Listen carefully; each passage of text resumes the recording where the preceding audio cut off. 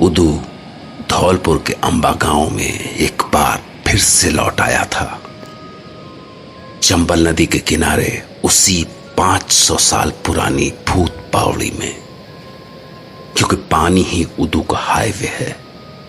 वो बावड़ी से जुड़े नदी नालों में रेंगता हुआ गांव में कहीं भी पहुंच सकता है, किसी भी घर में, किसी भी बच्चे के पास।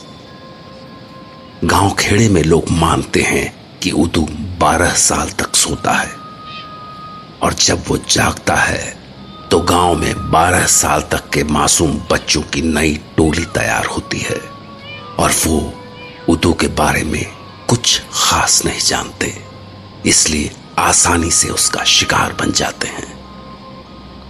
और फिर वो चुन चुन कर बेरहमी से एक एक बच्चे को अपना शिकार बनाता है। उस दिन बड़े जोर की बारिश हो रही थी। अब बारिश हो और किसी बच्चे का उसमें खेलने का मन न करे, ऐसा भला कभी हो सकता है? तो 6 साल के प्यारी तोतली सी आवाज वाले सोनू का मन हो गया बारिश में भीगने को, पर वो अपने बड़े भाई जय को साथ ले जाना चाहता था। जय भैया चलो ना बाहर मस्ती करके आते हैं, क्या मस्त बारिश हो रही है। पागल हो गया है क्या? 3 दिन से बुखार हो रहा है मुझे। दादू ने देख लिया बाहर बारिश में भीगते हुए तो जान ले लेंगे मेरी। मैं बताऊं भैया, आपको बुखार का कुछ नहीं है। वो स्कूल में होमवर्क वो आपको परेशान करता है, इसलिए आप बहाना मार रहे। थप्पड़ मारूंगा तेरे गाल पे। हैं? छुपे दे पकड़ मना पकड़। देख बुखार है। मैं नहीं डरता किसी होमवर्क से। किसी दिन बड़ा सा पत्थर लेके तो पीछे से उसकी खोपड़ी में मारूंगा, साली की सारी गुंडागिरी निकल आएगी। मैं बताऊं भैया, बड़े हो गए कराटे सीखूंगा, कराटे उठा के पटक दूंगा सालों जो मुझसे गुंडागर्दी करे। टाइगर शराब की तरह बागी देखी थी, क्या मस्त। भैया आप चलते मेरे साथ, बारिश में खेलते बहुत मजा आता। मैं नहीं जा सकता यार, तू समझता नहीं है। तो मैं किसके साथ खेलूंगा भैया बारिश में? सुन, तू पेपर लेके आ, मैं तेरे लिए बोर्ड बना देता हूँ। सड़क पे पानी भरा होगा, मस्त तैराना। पेपर बोर्ड वो तो पानी में 2 मिनट में ब्रोक हो जाएगी। ऐसा लगता था जैसे हमेशा जय और सोनू की हरकतों पर कान लगाए रखने वाले उनके बूढ़े दादू से बच्चों की खुशियां देखी नहीं जाती थी। टोका टाकी करने में तो वो इतने उस्ताद थे कि बच्चों की जरा सी आवाज सुनाई दी और वो शुरू हो गए। कभी पढ़ाई कर लिया करो। ये दादू भी ना पढ़ाई कर लिया करो।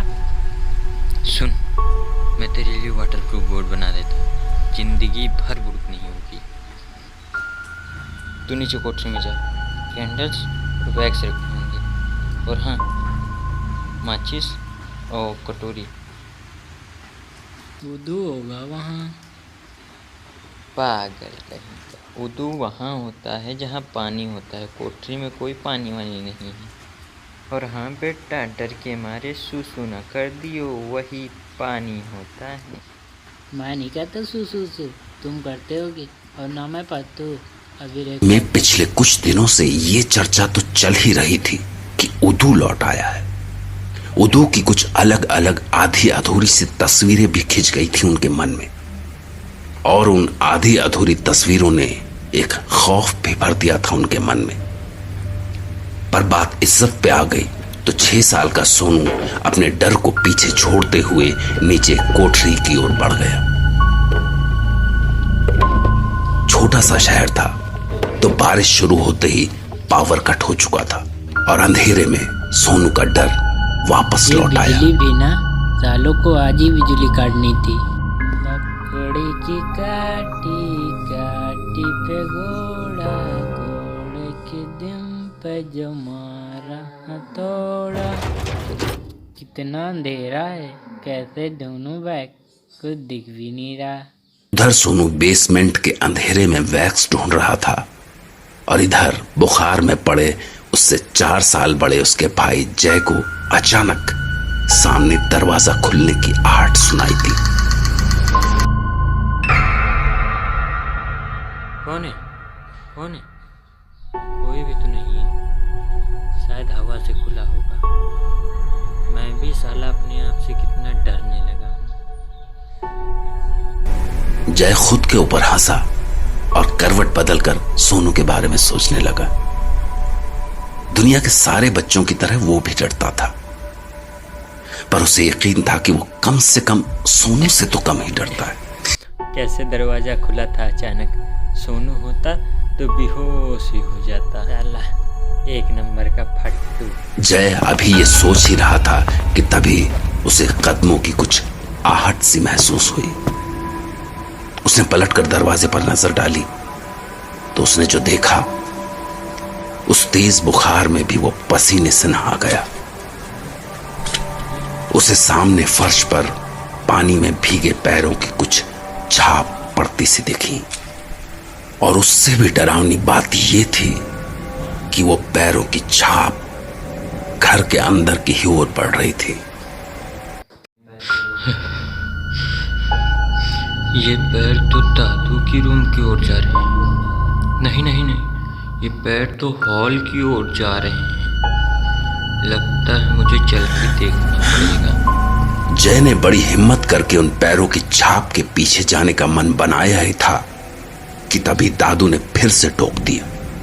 क्यों मोड़ा, कते को जा रो, बुखार हो रो, चैन ना आए तुम्हारे को, लेट ना सको चुपचाप।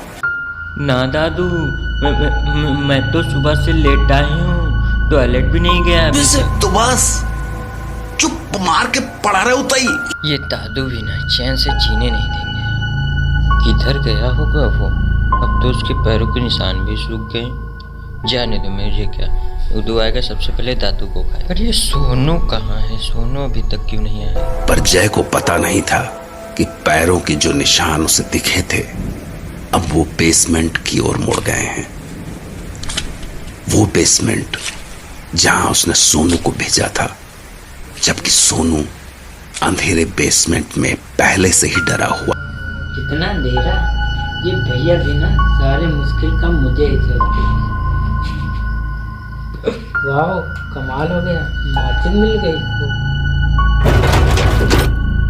ये दरवाजा कैसे खुला? ये सब आज ही आना था। ये भैया ने तो नहीं किया? मुझे डराना ना। कौन है, कौन है? भैया ये तुम हो ना?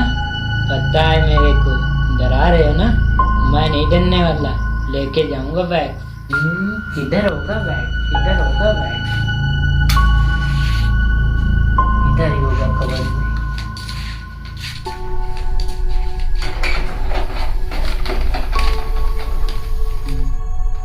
माचिस हो गई, बैग्स हो गई, और वो उसकी कटोरी जिससे वो उल्टे सीधे बेसमेंट करता है। कहाँ होगी? मिल गई। अरे यार, कटोरी भी गिरनी थी और माचिस भी खत्म हो गई। अब कटोरी को टिटोलना पड़ेगा। कहाँ गई, कहाँ गई? मिल गई। घुटनों के बल फर्श पर टटोलते हुए अभी उसे कटोरी मिली ही थी कि तभी उसकी नजर सामने पड़ी। कमरे के एक कोने में, और उससे अंधेरे में चमकती दो लाल लाल आंखें दिखाई पड़ी। वो आंखें उसी को घूर रही थीं।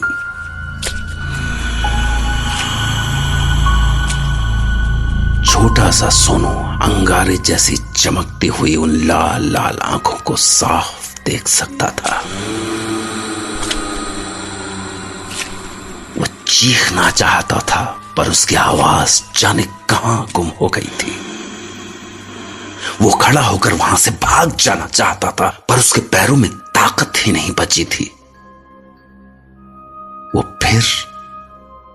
वो सिर्फ उन आंखों को एक टक देखते हुए कांप सकता था, बस। तू और तो भैया,